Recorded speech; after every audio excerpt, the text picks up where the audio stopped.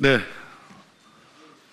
법사위 더불어민주당 간사 박범계 의원입니다. 제 왼쪽으로 박희승 의원님, 이성윤 의원님, 죄송합니다. 김기표 의원님 오셨습니다.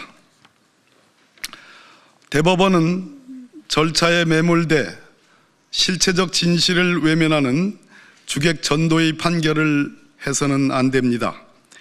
대법원이 지난 22일 이재명 전 더불어민주당 대표의 공직선거법 무죄 판결 사건을 전원합의체로 회부하여 심리에 돌입했습니다.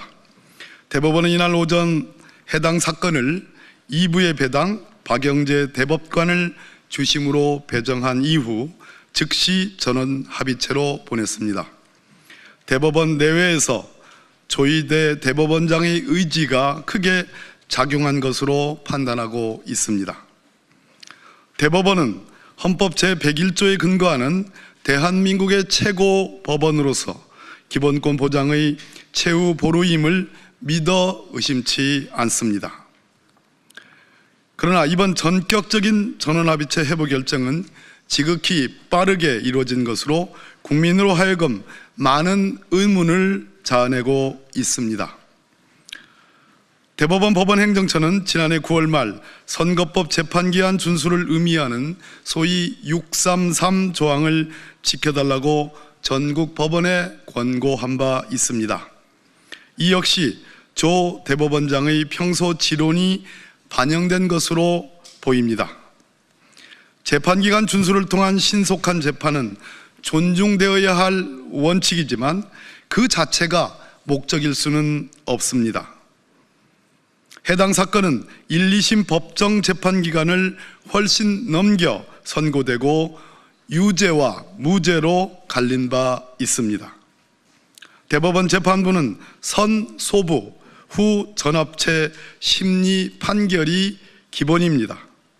소부에서 심리한 이후 법리적 해석이 중대하거나 판례 변경 및 사회적 이목을 끄는 중요 사건 등 필요한 사안에 한해 예외적으로 전원합의체에 회부하는 것이 원칙입니다.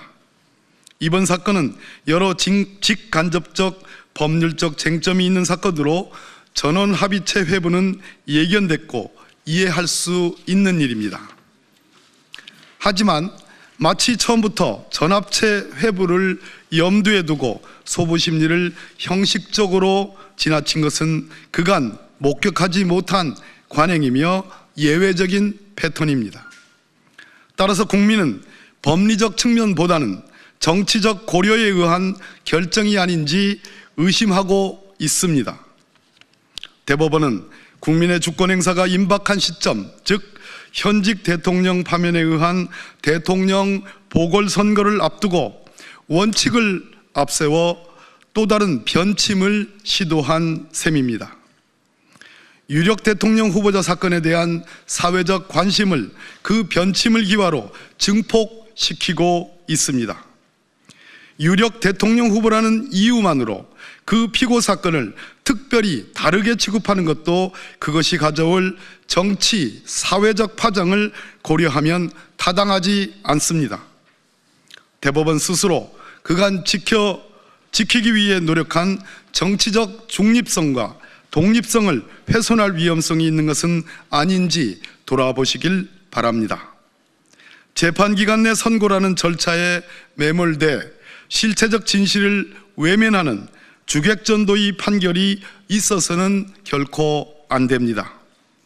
대법관 12분의 충실한 기록 검토와 충분한 합의가 이루어져야 할 것입니다.